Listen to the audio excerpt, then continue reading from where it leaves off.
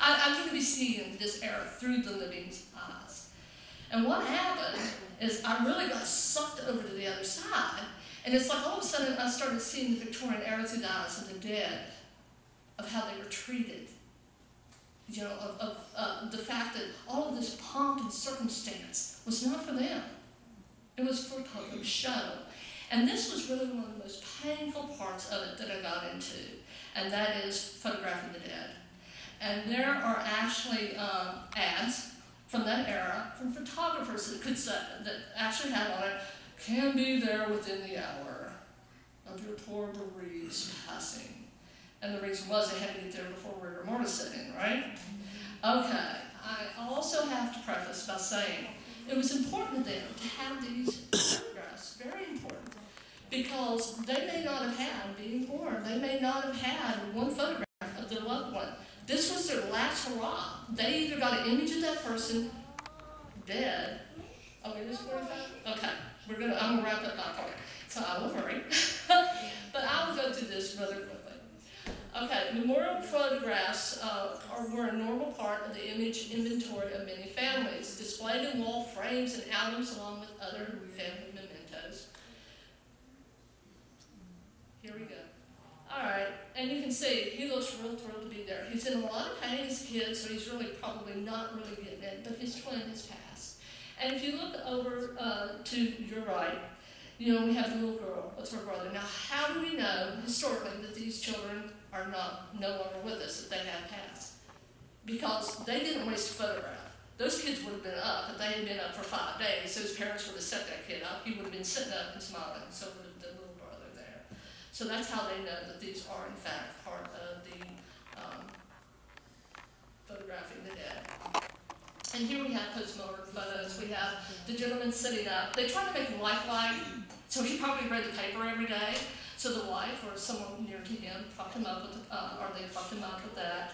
And then we have a little girl who loved her dolls. And again, we know she's passed. She's got the white, if you'll notice, the bows on both sides, representing innocence. And then down here we have a little fella, and you can tell that some women in his family probably had made him some beautiful garments.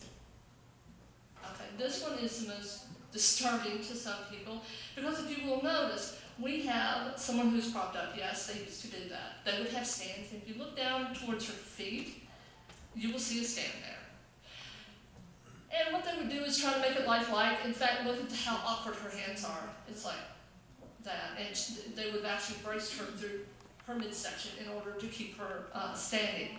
But look at her eyes. See how her mother and her father, their eyes have, over time, just faded naturally in with the photograph. What they would do is take a pen, indelible ink, and draw in the eyes. And that's what they've done with her. And that's why there's a difference. Okay, I'm going to hear Stephanie, what are we at? What are we at? Time-wise? Anybody? Okay. Okay, so I'm going to hit this just really quickly. Overcrowded churchyards. I'm going to tell you, I spoke with a man from England who told me it was really bad over there, that you could actually walk down the sidewalk to the churches, and the churchyards were actually high. You'd walk by them. Why? Because they were burying them so fast and furious that the ground could not settle. There were so many people who were dying and so little land, because prior to the Magnificent Seven, which includes Highgate Cemetery, you had to be buried in consecrated ground, and the only consecrated ground around was, guess where? In the churchyards. So what they would do is after sometimes as little as 3 weeks, they would take it was like a stake, big stick, and they'd start whacking the ground. And if it went through, it meant it was ripe. And they would dig them up and take them to the charnel house, which is a very primitive form of cremation. And what would happen, because there was so much pollution and so much human grease, I hate to say it that way, but it's true, that the poor once again got it, because they were all clustered around the graveyards, and they would actually have to go in and scrub the walls of their homes. And of course, once we have the Magnificent Seven, we have even more separation from the poor. Because now, I can have a big spread. I can put these magnificent, monuments to myself in, and that's exactly what they did. And you'll look over there, and some are gorgeous, just gorgeous. I mean, I'd want to be buried there. Absolutely. So, we have these 7. So the rich said, okay, time to further separate ourselves. We'll now go to the country to where these are. Actually, they were country, but right around, at the time, right around the city of London. Of course, the diva of death herself had to go sometime, so she died on January 22nd, 1901, and with her, you would think, died the end of the Victorian era, because we have King George now. King George liked to party. He didn't like black. Yeah, so all of a sudden things started, moving, if you will, culturally. And of course, we had World War I, which finally really nailed the coffin on the Victorian era, and I'll tell you why. Because women were now told, in fact, starting right after Queen Victoria, don't wear black.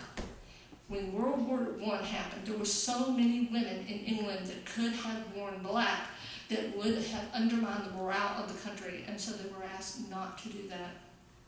And then World War II, it was Victoria who. Now, my lovely daughter and one of our lead investigators, Stephanie Bussard, is going to do a very quick run through of some of the burial superstitions that existed during the Victorian era. Stephanie.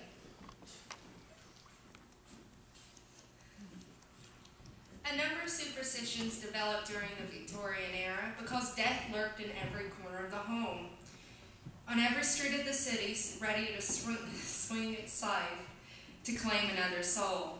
Some of these superstitions were warnings on how to protect themselves and their loved ones from succumbing to the siren song of eternity. Others were heralds that announced when death was near. All of them reflect the closeness between the Victorians and immortal death. The following are a few of those superstitions. Flowers will grow on the graves of the good and wither on the graves of the wicked. If rain falls at a funeral procession, the deceased will go to heaven. Always cover a mirror so that the deceased soul will not be trapped within its confines. And avoid meeting a funeral procession head on. If that is impossible, hold on to a button until the procession is past. This keeps you grounded to this world so that you do not follow the occupant that is in the hearse.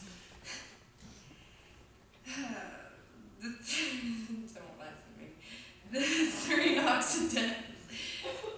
If you hear 3 knocks and no one is there, someone near you has died. The number 3 appears several times in the Victorian superstitions, denoting that something must come for full cycle before it is completed. Christians see the number 3 represented as God, His Son, and the Holy Spirit.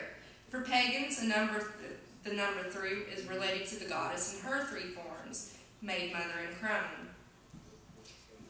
If you smell roses when no one is around, someone near you is doomed, for this is the scent of funeral flowers. A dog howling at night when someone is in the house sick is a bad omen. Reverse it by reaching under the bed, turning over a shoe. Animals can be sensitive to humans. The howling of a dog could mean that the animal senses a bad turn for the worse for the person suffering from an illness. 2 deaths in the family means that the 3rd is sure to follow. And if a picture falls off the wall, someone you know will die. Never speak ill of the dead, because if you do, they may come back to haunt you, or you may suffer other misfortune. All right, Ben.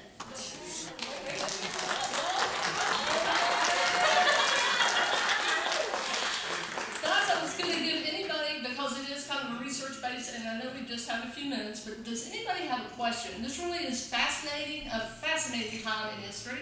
And we really mirrored the Victorian age where we were over here in America, because guess what? We do have a European, many of us have a European heritage, and we take that with us. And eyes from America, even at that time, were cast across the pond, as they call it, to England to see what they were doing. So, any questions? Yeah. Yes? What got you interested into this topic? I'll be honest with you, I started reading see, I wanted to really know where we got this whole idea of talking with the dead. And it did exist before the rise of spiritualism and the Fox sisters, but it really didn't either, because only certain people, very close to the divine, were said to have that kind of power. Or, somebody who was a wicked witch of the East type of personality. But they really brought it to the forefront. It was during this era that, hey, anybody can be a medium, and anybody can channel, a ghost, to talk with a ghost. Now, it was about this whole idea of talking directly through a medium. That is how kind of it got started, when the Fox sisters rose to power. But then everybody jumped on board. That's when we got the Ouija board. I've just written a story about the history of the Ouija, and it's really interesting. Everybody wanted to do it, and you didn't have to be a medium to do it. And all of that came from here. So we really do owe a lot to that era. I mean, those of us here, especially those on paranormal teams, because they opened up this whole idea and this door that, yes, number one, there are spirits, and yes, number two, we can talk with them. Anything else? Questions? All right, now you can give me applause if you want. Come on.